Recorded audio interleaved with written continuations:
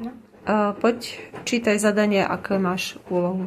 Dovedete seřadit jména dětí podle abecedy. Pořadí označte čísly.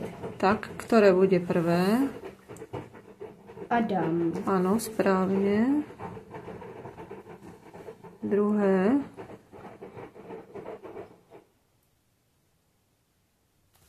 David. Áno. Tretie označíš ktoré? A, B, C, D, E. Emil. Áno.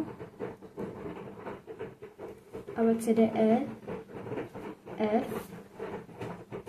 Takže to bude? Filip. Dobre. Piaté. A, B, C, D, E, F. G. H. H. Jonatán. Jonáš, áno. Dobre. Ďalej. Máš piaté, teraz šiesté. Michal. Áno. Pavel. Áno.